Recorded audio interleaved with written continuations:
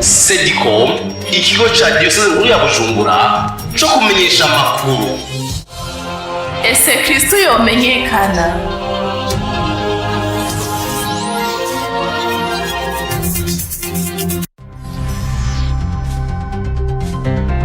Amakuru mu Kirundi mushikirizwa na Sedicom.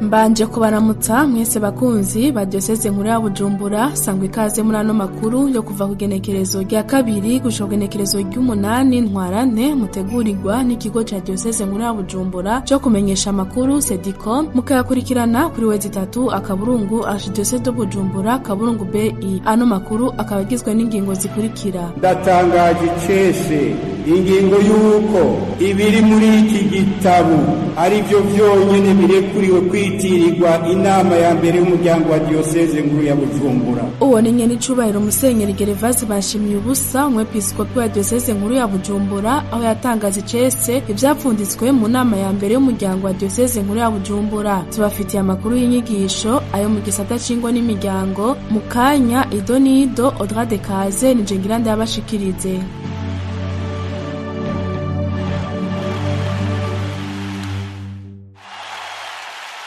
Ndasubiye kubaramutsa nongera ndabaha n'ikaze.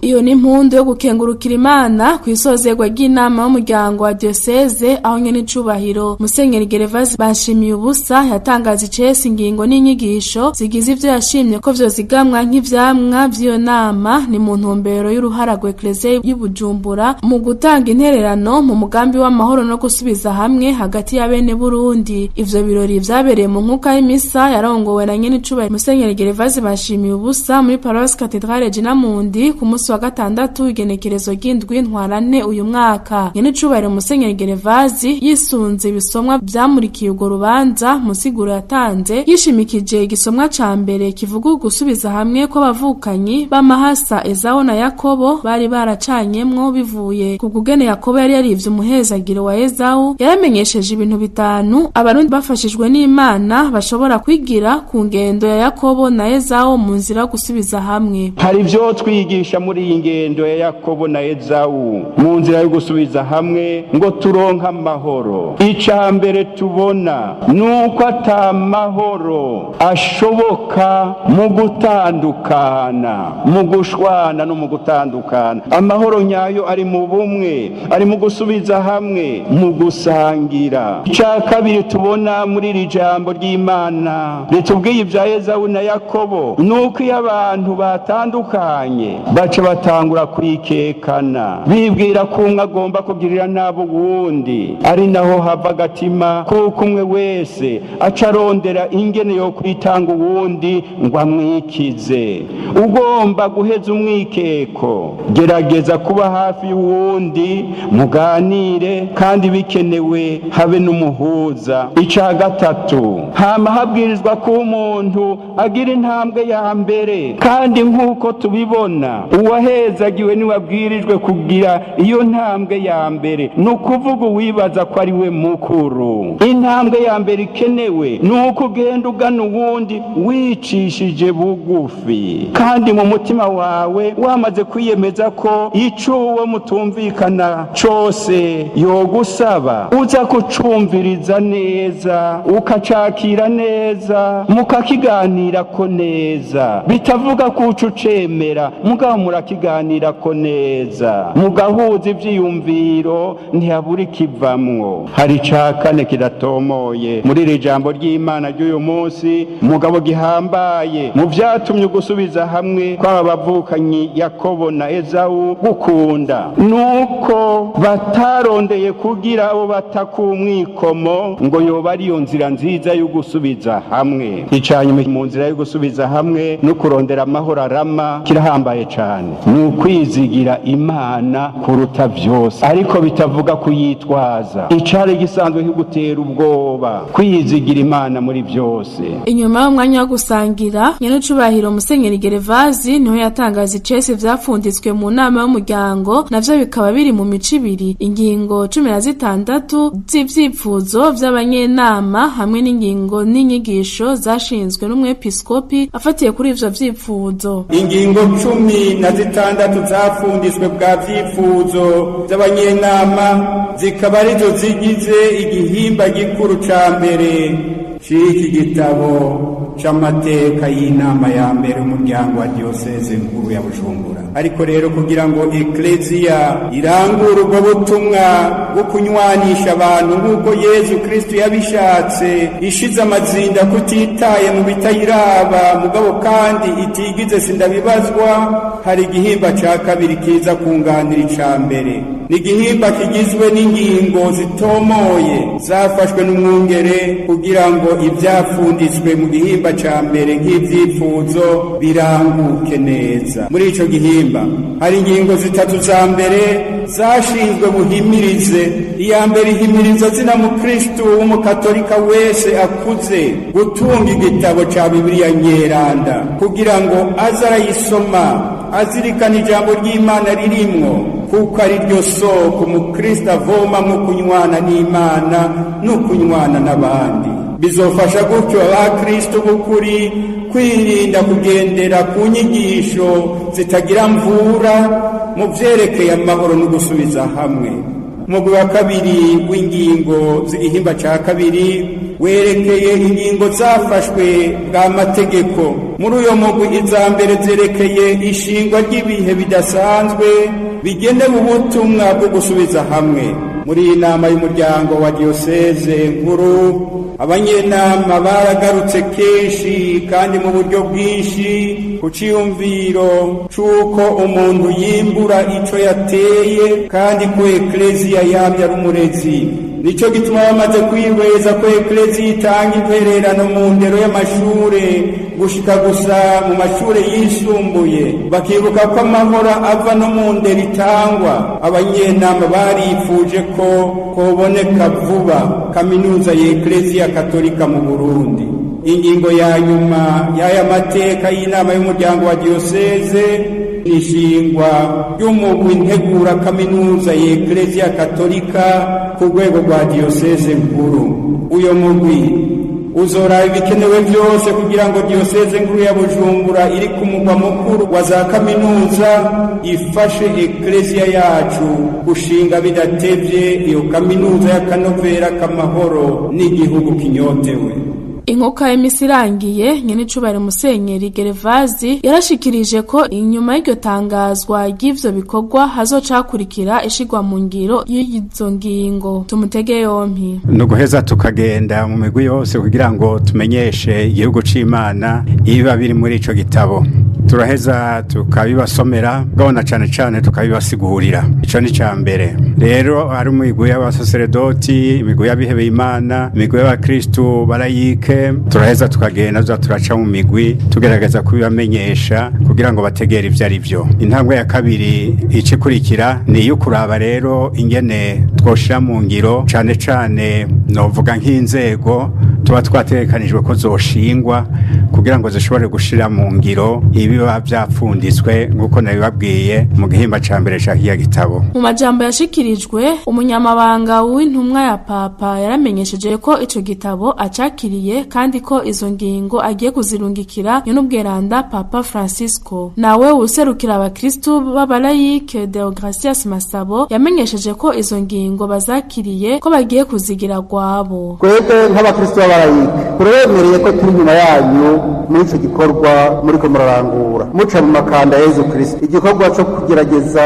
kunywanisha abarundi duhereye ku bakristo bene wacu abemera Yezu Kristo hamwe n'abataramwemera. Nk'abari mu nzego z'abayike zunganira mu butumwa bwa Ecclesia turakiriye amateka tuyagize rwacu kandi turiyemeje mu byo tuzokora byose kuyasasagaza no kuyateza imbere na cane cane tugerageza kunywanisha abakristo n'abarundi bene wacu. Nyene cubahiro Musenyeri Yoakimu Ntahondereye arongoye inama y'abepiskopi katolika b'i Burundi yaramenyesheje ko bazokwegeranya ivyapfunditswe mu manama y'imiryango y'amadiyoseze yose y'i Burundi mu ntumbero kuraba ivyo borangurira hamwe. Uko nabivuze Ingozi wa 2016 mu 2017 ndifuza ko mu gihe amadiyoseze asigaye azaba yamaze kudushikiriza ibyo nayo yashitseko ko twoca tuja hamwe mu nama y'abepiskopi tukihweza ibyo twoba duhuriyeko kugira ngo tubigire ingendo abakristo bose tujejwe bakurikiza. Mumenya ko iyo nkuka y'imisa yari yatewe iteka n'abepiskopi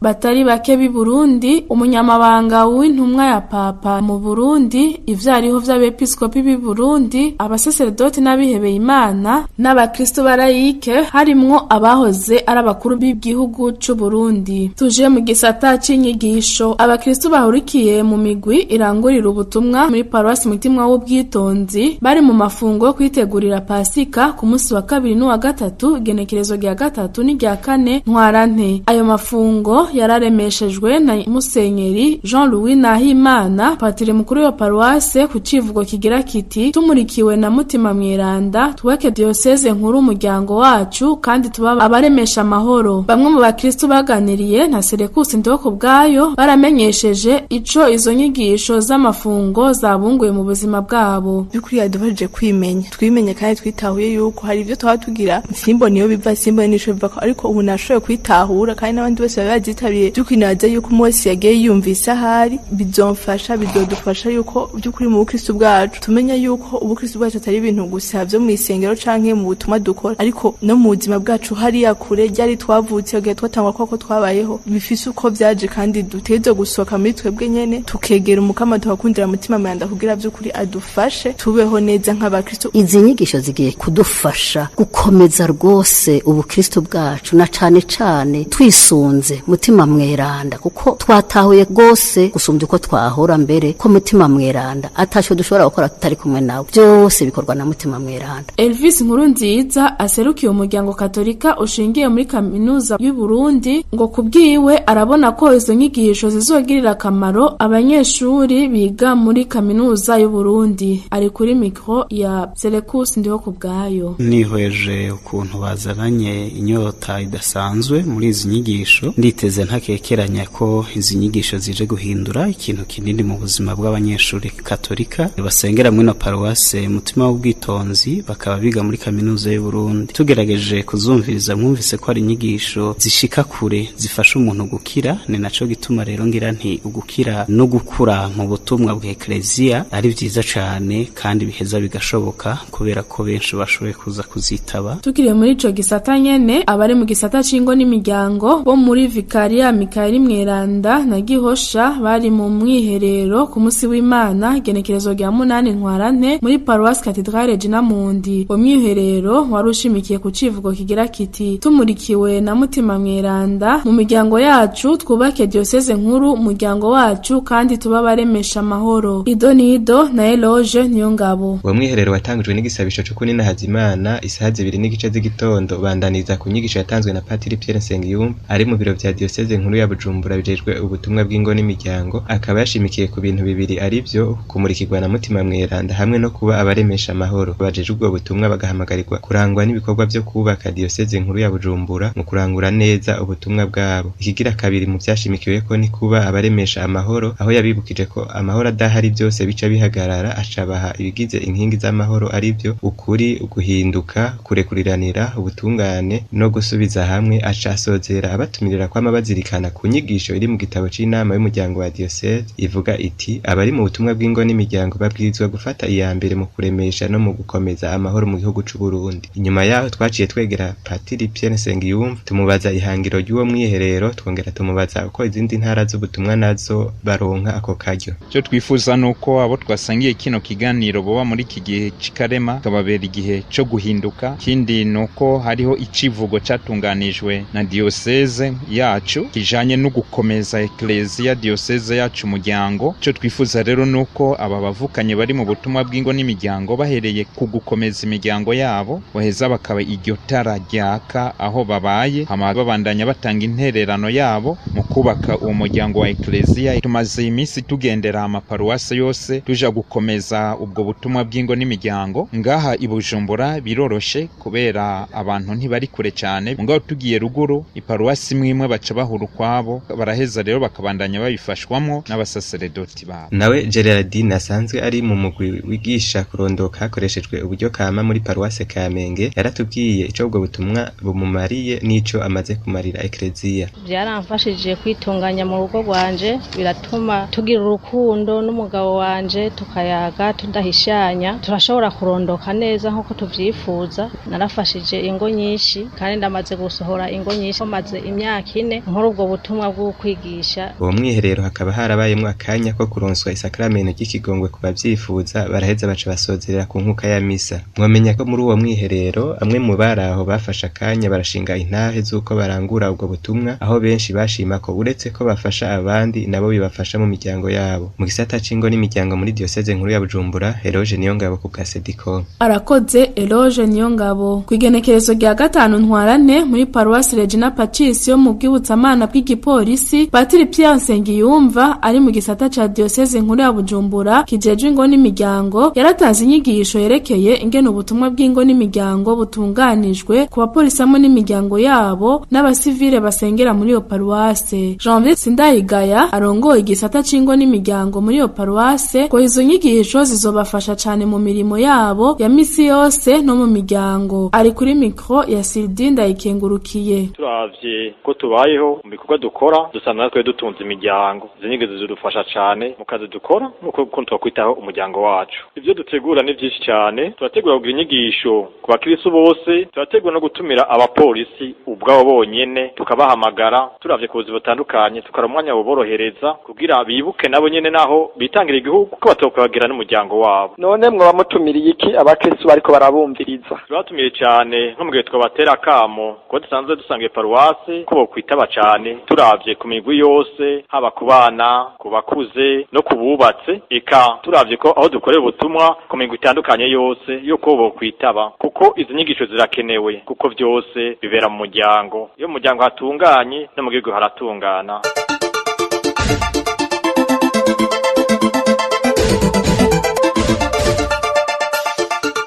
Amakuru yacu tuyabandanirize mu makuru y'imihari n'imigwi. Abakristo bahurikiye mu mugwi wa Kiro baserukira abandi bo muri diocese nkuru ya Bujumbura barahuriye mu nama muri paruwasi yitiriwe Augustino Mweranda ku munsi w'Imana igenekerezo rya 8 ntwarante kuva igihe c'isaha 4:30 gushika igihe c'isaha 10 z'umuhingamo. Iyo nama yatumweko n'intara mpuzabutumwa ya Bujumbura. Alexis Niyonkuru. Ijambo ry'ikaze ryo kwakira abo bakiro baje bava mu maparuwase agize diocese nkuru ya Bujumbura rikaba ryashikirijwe n'umusuku asanzwe arongoye abakiro barongurira ubutumwa kuri paruwase yitiriwe Umweranda Augustino. Ahejeje kubahereza ikaze akaba yaciye abasomera icegeranyo c'inama yabaye igenekerezo rya 27 Gitugutu umwaka wa 2019. Ahejeje kubasomera ico cegeranyo, inama ikaba yaciye irongorwa na Ndayishimiye Jean Marie, akaba ari we asanzwe ari we dirisha w'abakiro ku rwego rwa diocese. Inyuma y'iyo nama akaba yaratubwiye icatumye bahitamwo paruwase yitiriwe Umweranda Augustino kugira ngo bashobore kuharangurira iyo nama bakayitora mu maparuwase menshi agize diocese nkuru ya Bujumbura. Turagira urutonde ibisata n'amaparuwase nyine tuza turagira inama.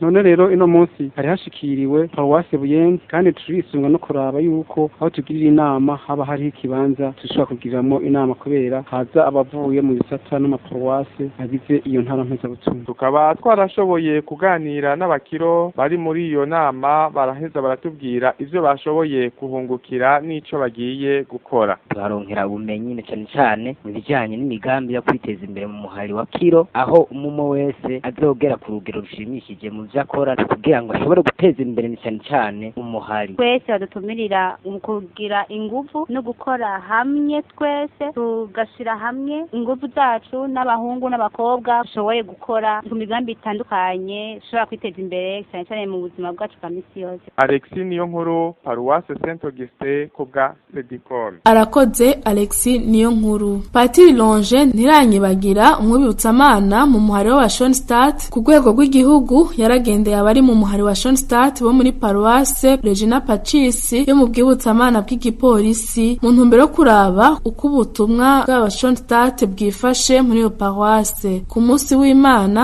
igenekerezo rya 8 Ntwarante Idonido na Sidi Ndayikengurukiye. Patiri Longe Ntiranyibagira akaba ari nawe yahereje inkuka ya misa, yaribukije abaraho ko umugenzi mwiza akwibira akabanga. Inyuma z'inkuka ya misa Patiri Longe yarashoboye kutwiganira by'umwihariko ingene ubwo butumwa muri Schoenstatt bwama bugenda, naho nyene tumwumvirize. Intumbero y'urugendo ijanye n'ubutumwa bwanje bwa misi yose, ahari rero imigwi y'abashonstatt na cane cane mu madiocese mu maparuwasi atandukanye, niho nkunze gushika ukivi kugira ngo ndabe aho ubutumwa bugeze. Schoenstatt umuhari wangora ubutumwa muri Eklezia Katolika, inkingi ngenderwako yacu ni kurera umuntu mushasha mu muryango mushasha.